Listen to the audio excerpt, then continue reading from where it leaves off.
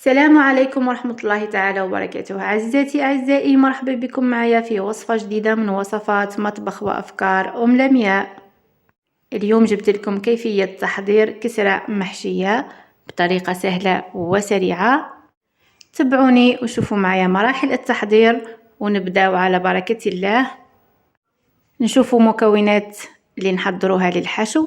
عندنا 2 بصلات يكونوا كبار مربيين مع راس فلفل احمر حلو مقطع المكعبات صغيرة، شوية معدنوس، مغرف كبيرة طماطم معلبة، زيتون مغلي ومقطع، 2 فصوص توم مربيين مع صدر دجاج مرحي. ونحتاجو الملح والتوابل، عندنا زنجبيل كركم وكمون.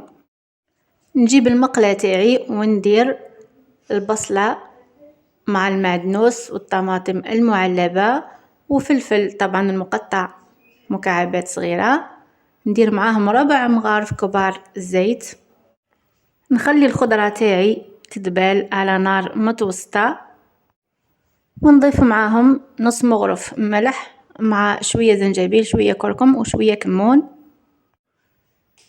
مع الزيتون المقطع طبعا بعد ما غليته، 2 فصوص توم مربيين، مع صدر الدجاج اللي كنت رحيته مع طرف شحمة، واللي ما عندهمش الشحمة يديروا فيه مغرف كبيرة زبدة.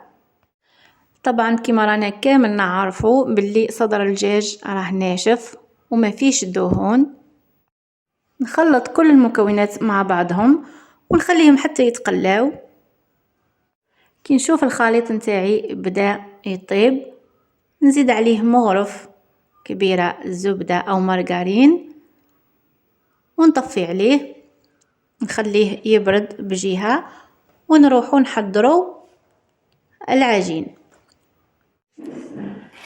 عندي 3 كيسان فرينة مع 3 كيسان دقيق يكون رطب، دقيق الفينو او دقيق السميد. نضيف معاهم مغرف صغيرة مملوءة ملح و2 مغارف صغار طبعا سكر،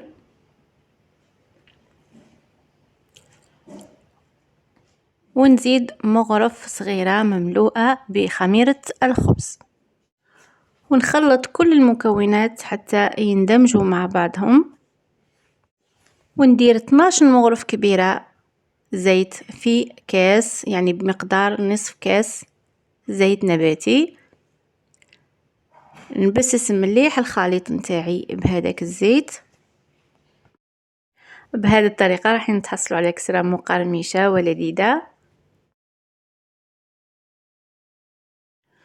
وبعدها نضيف مغرف ونص خميرة حلوى، وندخل مليح الخميرة تاعي داخل بقية المكونات، ونجيب الماء يكون بدرجة حرارة الغرفة، ونبدأ نبل في الخليط نتاعي ونجمع حتى نتحصل على عجينة متماسكة وتكون طرية. ونلم العجينة تاعي نديرها فوق سطح العمل ونبدأ نعجن حوالي 5 دقائق دون انقطاع، ونخلي العجينة تاعي ترتاح 5 دقائق واحد اخرين. وبعدها نجيب العجينة تاعي ندخلها مليح في بعضها ونقسمها على 2، وكل قسم من العجينة نقسمه على 4 قطع. واللي عندهم تساؤلات او اقتراحات يتفضلوا يخليوها في التعليقات وراح نقراها ونرد عليها بإذن الله. بعد ما قسمت العجينة نتاعي راني شكلتهم كويرات صغار كما راكم تشوفوا، درت 8 قطع، ومباشرة نبدأ نحل في العجينة نتاعي ما نخليهاش ترتاح، ونغطي العجينة نتاعي بساشي باش تبقى طرية معايا، ونبدأ نحل في الكويرة الأولى طبعا اللي خدمتها باش تجيني سهلة، ونستعين بورق الطهي باش نحل عليه العجينة تاعي بلا ما تلصق على سطح العمل. ونحل العجينة نتاعي على سمك 3 مليمتر، نجيب الحشو نتاعي نقسمه على 4 وندير ربع على العجين اللي حليتها كما راكم تشوفوا. نمشي الخليط نتاعي او الحشو نتاعي على سطح الخبيزة اللي راني حليتها رقيقة كما قلت لكم 3 مليمتر،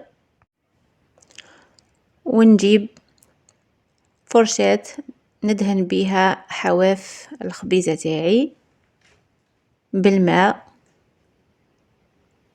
نتأكدوا باللي رانا دهناها مليح. ونجيبوا الخبيزة الثانية نديروها فوق منها، ونحاول يكونوا الأطراف مع بعضهم. هنا ورق الطهي راه مسهل عليا كما راه واضح. نضغط على الحواف باش يتلاصقوا مع بعضهم وما يتحلوليش وقت الطياب. ندير الطاجين تاعي على نار هادية ونلوح الخبيزة تاعي بورق الطهي كما راكم تشوفوا راه مساعدني.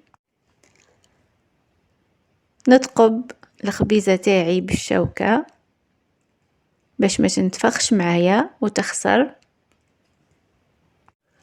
نبقى نحرك في الخبيزة تاعي ونقلبها على كل الجوانب كما راه واضح، ونقلبها. نحاول باش نخلي الحرارة تتوزع على كامل الخبيزة تاعي، والنتيجة كما راكم تشوفوا كسرة محشية لذيذة. للفيديو الجاي مع وصفة جديدة، إلى اللقاء.